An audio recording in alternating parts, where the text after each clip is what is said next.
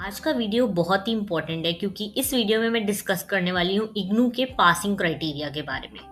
अब आप सोच रहे होंगे पासिंग क्राइटेरिया हमें समझना ही क्यों है, लेकिन आपको ये याद रखना है कि अगर आपको एग्जैक्टली पता ही नहीं है कि कितने मार्क्स लाने हैं असाइनमेंट्स में, प्रैक्टिकल्स में या थ्योरी एग्जाम में, तो आप पढ़ के भी क्या करोगे। अगर आपको पता ही नहीं है कि कितने मार्क्स पर आपकी डिग्री आपको मिलेगी या आप नेक्स्ट ईयर के लिए एलिजिबल होगी, तो आज मैं आपको इस पूरे पीडीएफ के थ्रू स्टेप बाय स्टेप सब कुछ समझाने वाली हूँ। असाइनमेंट से लेके एग्जाम्स, प्रैक्टिकल्स, प्रोफेशनल कोर्सेज के रूल्स, ग्रेडिंग सिस्टम, सब कुछ।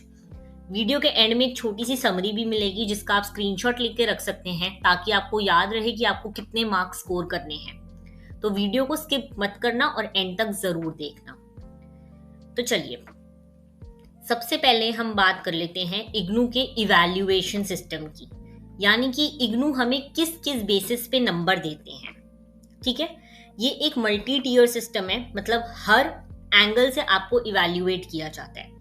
स्क्रीन पे आपको यहाँ पे क्लियरली दिख रही होंगी चार चीजें यहाँ पे बनी हुई हैं। यहाँ पे 4 बॉक्सेस हैं जिसमें क्लियर लिखा हुआ है कि आपको कैसे कैसे किस किस में स्कोर करना है। सबसे पहले बात कर लेते हैं असाइनमेंट्स की।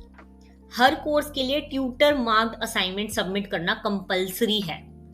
असाइनमेंट्स सबसे पहला स्टेप है। जैसे ही आप एडमिशन लोगे आपको असाइनमेंट सबमिट करने ही हैं। बिना असाइनमेंट के आप टर्म एंड एग्जाम्स नहीं दे सकते। अगर आप दे भी दोगे तो वो सब्जेक्ट कंप्लीट नहीं माना जाएगा और आपको फेल कर दिया जाएगा। तो सबसे पहले आ जाते हैं असाइनमेंट्स। फिर आ जाता है टर्म एंड एग्जाम। जून और दिसंबर में साल में 2 बार ये एग्जाम्स होते हैं जिसमें आपको क्लियर करना होता है पासिंग क्राइटेरिया। अब आ जाते हैं प्रैक्टिकल्स और प्रोजेक्ट्स पर, जो उन्हीं कोर्सेज में होते हैं जहां हैंड्स ऑन चीजें जरूरी हैं। जो प्रैक्टिकल कोर्सेज हैं बीएससी के, बीसीए वगैरह, इसमें ही प्रैक्टिकल्स और प्रोजेक्ट्स होते हैं। अब कंटिन्यूस असाइनमेंट के बारे में हमें नहीं पढ़ना क्योंकि वो बुक्स में होता है, वो कुछ जरूरी नहीं है। ये 3 चीजें, assignments, term and exam, practicals और प्रोजेक्ट्स, ये सबसे ज्यादा इंपॉर्टेंट है। अब यहाँ पे मैंने सबसे इंपॉर्टेंट बात लिखी हुई है। ये इंपॉर्टेंट बात ये है कि हर एक कंपोनेंट को अलग से पास करना मैंडेटरी है।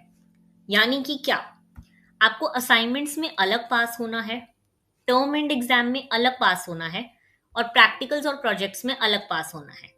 अगर आप किसी भी एक में फेल हो जाते हो तो आपका वो सब्जेक्ट इनकम्प्लीट माना जाएगा और आप पूरी तरह से उस सब्जेक्ट में फेल माने जाओगे। तो इसका मतलब आपको असाइनमेंट्स में अलग पास होना है, अलग नंबर लाने हैं, उसका पासिंग क्राइटेरिया अलग है, टर्म एंड एग्जाम का अलग है और प्रैक्टिकल्स और प्रोजेक्ट्स का अलग क्राइटेरिया है।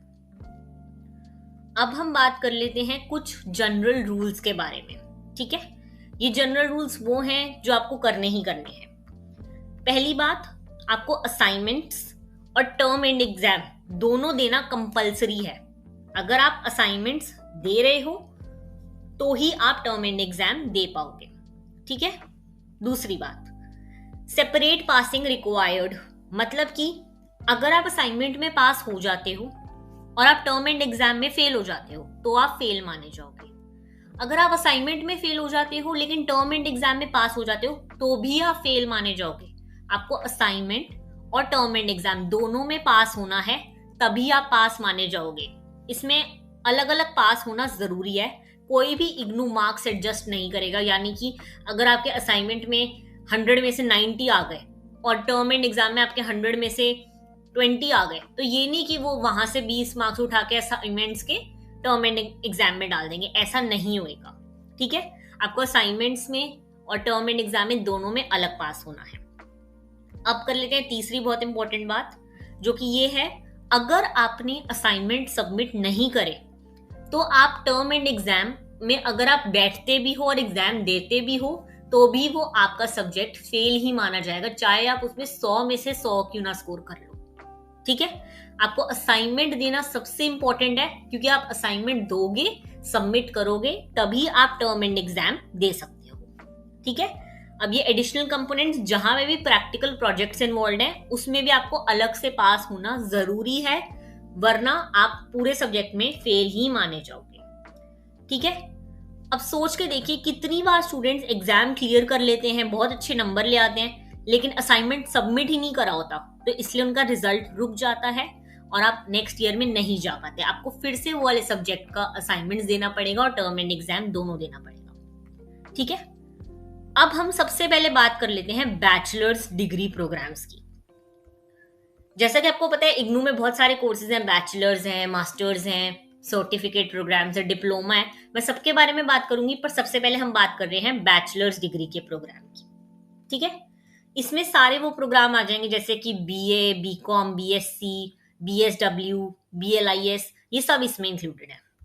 यहाँ पे देखो मैंने क्लियर लिखा है पासिंग मार्क्स 35% मिनिमम, मतलब कि आपके मिनिमम पासिंग मार्क्स जो हैं वो हैं 35%। ठीक है, यहाँ पे मैंने क्लियरली आपको एग्जाम्पल भी दिया है। आपको असाइनमेंट्स में भी 35% स्कोर करना है, आपके जो थ्योरी एग्जाम होते हैं उसमें भी 35% क्लियर करना है, और दोनों में अलग अलग पास होना है। ठीक है, जैसे कि आप लगा लो अगर आपका 100 मार्क्स का पेपर है तो आपको 35 स्कोर करना ही करना है, 35 या उससे ऊपर, तो ही आप पास माने जाओगे। ऐसे ही आपको 80 मार्क्स का पेपर है तो 28 आपके पासिंग मार्क्स हैं, 70 मार्क्स का है तो 25 आपके पासिंग मार्क्स हैं, और अगर 50 मार्क्स का है तो 18 मार्क्स आपके पासिंग मार्क्स हैं। अब ये जो मैंने यहाँ पे मार्क्स बताए हैं ये सेम है असाइनमेंट के भी और प्रैक्टिकल के भी, यानी कि अगर आपके 100 मार्क्स के असाइनमेंट है तो उसमें 35 से ऊपर आपके आने ही चाहिए आपको असाइनमेंट में पास करने के लिए। अब यहाँ पे देखो, यहाँ पे मैंने एक बच्चे की ग्रेड कार्ड लगाया है। यहाँ पे जैसे कि आप देख सकते हो असाइनमेंट में बहुत अच्छे मार्क्स आ रखे हैं, 85, 68, 76, यानी कि सारे असाइनमेंट में वो बच्चा पास हो गया। अब ये वाला सब्जेक्ट देखो BEVAE 181, इसमें असाइनमेंट में 85 मार्क्स हैं, यानी कि वो बच्चा असाइनमेंट्स में पास हो गया। लेकिन टर्म एंड थ्योरी एग्जाम्स में उसके 34 मार्क्स हैं। ये 34 मार्क्स उसके 100 में से हैं, लेकिन यहाँ पे तो लिखा है कि 35 पासिंग है।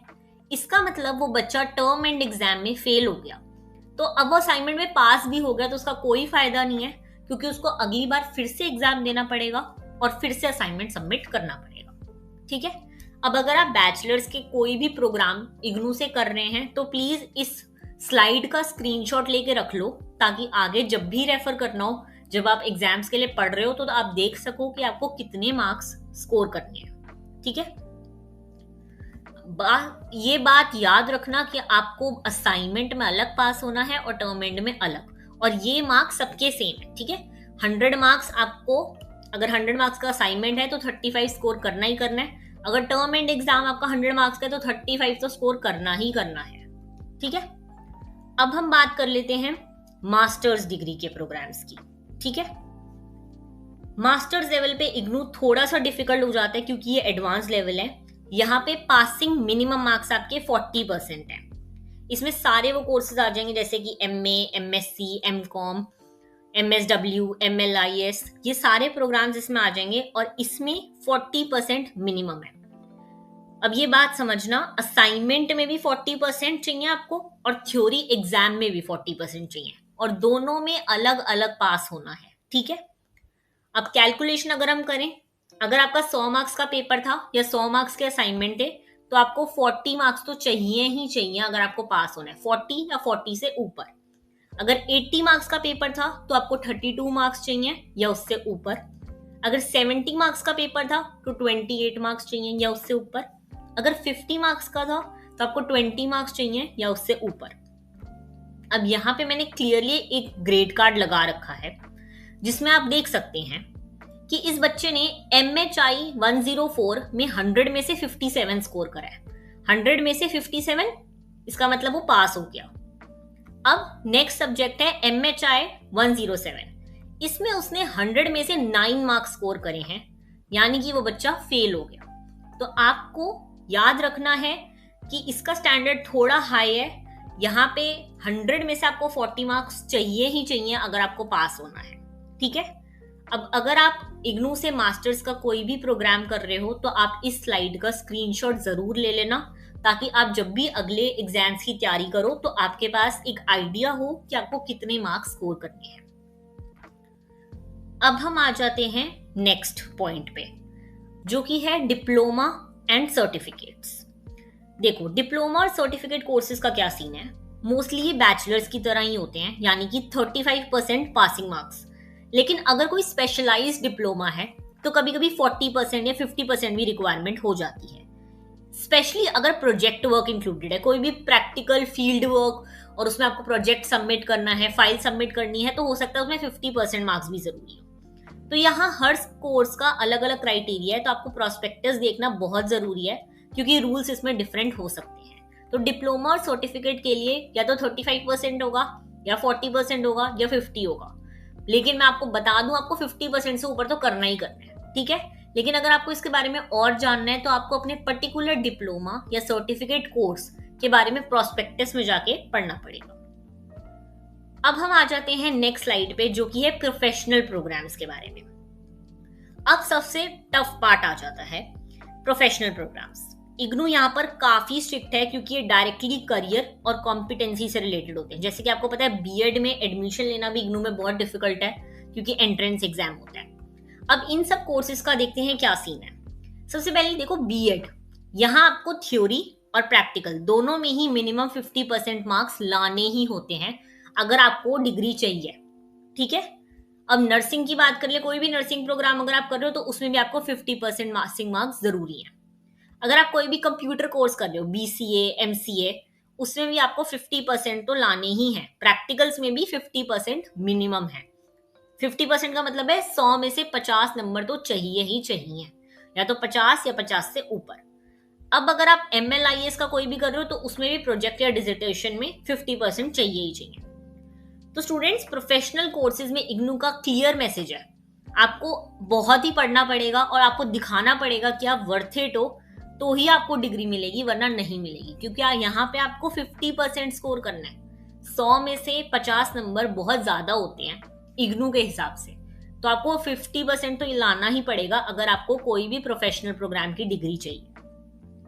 अब हम बात कर लेते हैं प्रैक्टिकल एंड प्रोजेक्ट वर्क की, जो हमने पहले भी डिस्कस करा। आपको प्रैक्टिकल और प्रोजेक्ट्स में अलग पास होना है। देखो, एक इंपॉर्टेंट चीज है, जनरल कोर्सेज में प्रैक्टिकल्स, जब भी कोई जनरल प्रोग्राम कर रहे हो आप, लाइक BA, MA वगैरह, तो इसमें आपको 40% मार्क्स ही चाहिए होते हैं, ठीक है, प्रैक्टिकल या प्रोजेक्ट वर्क में। लेकिन अगर आप कोई प्रोफेशनल प्रोग्राम कर रहे हो, यानी कि बीएड, नर्सिंग, ऐसा कुछ, तो इसमें आपको 50% पासिंग मार्क्स है। जनरल प्रोग्राम में 40% यानी कि 100 में से 40 नंबर जरूरी हैं, और प्रोफेशनल कर रहे हो तो 100 में से 50 तो जरूरी है ही। यहाँ पे क्लियर लिखा हुआ है, जनरल प्रोग्राम्स वो आ जाते हैं जिसमें ज्यादा प्रैक्टिकल फील्ड वर्क होता नहीं है। MA, BA, MHI, MSW, MSO, ये सारे। प्रोफेशनल प्रोग्राम वो आ जाते हैं जैसे बीएड, नर्सिंग का कोई भी कोर्स, ये सारे, ठीक है। अब हम बात कर लेते हैं ग्रेडिंग और डिवीजन सिस्टम की। इसकी आप जरूर स्क्रीनशॉट ले लेना ताकि आपको पता रहे आपको ग्रेड अगर जब मिल रहा है ग्रेड कार्ड में, जब आपके पास आपका पूरा ऑफिशियल ग्रेड कार्ड आएगा इग्नू से, तो उसका क्या मतलब होता है। देखो, इग्नू CBCS के 10 पॉइंट स्केल पे काम करता है।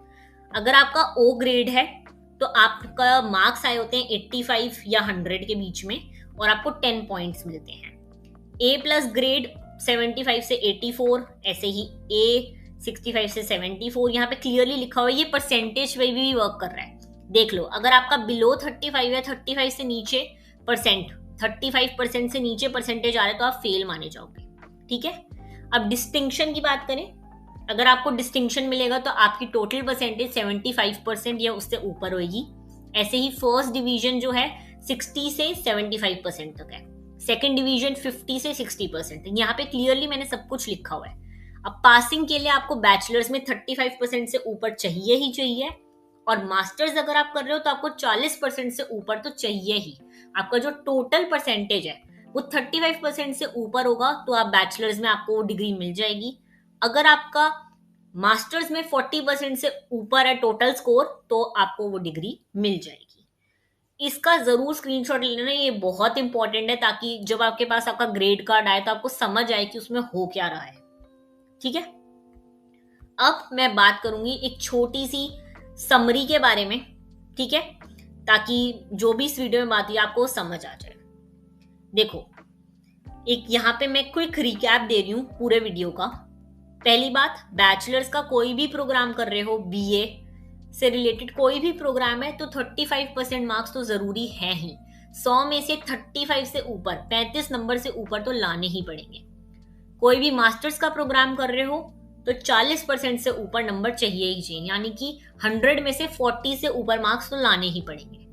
अगर कोई भी प्रोफेशनल कोर्स कर रहे हो, बीएड, नर्सिंग का कोई प्रोग्राम, बीसीए वगैरह, तो आपको 50% मार्क्स लाने हैं, यानी कि 100 में से 50 अबव तो चाहिए ही चाहिए। अब मैंने ये बातें आपको सब पहले बता दी कि असाइनमेंट सबमिट करना कंपलसरी है, उसके बिना पेपर नहीं दे सकते। एग्जाम और असाइनमेंट दोनों अलग अलग क्लियर करने होंगे, मतलब कि असाइनमेंट में अलग पास होना है और टर्म एंड एग्जाम में अलग पास होना है। प्रैक्टिकल प्रोजेक्ट्स के अलग पासिंग रूल हैं, उनमें भी अलग पास होना है। अब आपको असाइनमेंट्स में, टर्म एंड एग्जाम में और प्रैक्टिकल और प्रोजेक्ट तीनों में अलग अलग पास होना है, तो ही आप उस सब्जेक्ट में क्लियर माने जाओगे, पास माने जाओगे। तो स्टूडेंट्स, एक सिंपल फॉर्मूला है यहाँ पर। सबसे पहले असाइनमेंट्स को टाइम पे सबमिट करो, लास्ट डेट तक का वेट मत करो। अभी आज आपको पता है ऑलरेडी मिड ऑफ सितंबर आ चुका है, तो अपने असाइनमेंट सबमिट करना स्टार्ट कर दो। सबसे जरूरी है असाइनमेंट सबमिट करना। एग्जाम्स के लिए अच्छे से पढ़ो, उसमें अच्छे से स्कोर करो और अपने प्रैक्टिकल्स और प्रोजेक्ट सब टाइम पे सबमिट करो। अगर आप ऐसे करोगे तो ही आपको इग्नू से डिग्री मिलेगी और आप पास कर पाओगे।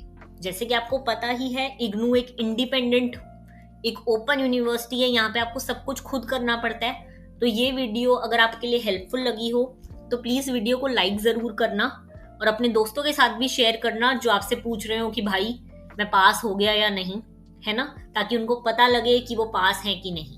और अगर आपको मेरी ये वीडियो से हेल्प हुई हो तो चैनल को सब्सक्राइब भी जरूर कर देना। अगर इसके अलावा आपके कोई भी डाउट्स हैं या कोई भी आपको प्रॉब्लम है तो नीचे कमेंट सेक्शन में मैं हर टाइम अवेलेबल हूँ। कुछ भी प्रॉब्लम हो सिर्फ कमेंट करके नीचे बता देना। थैंक यू सो मच, मिलते हैं नेक्स्ट वीडियो में।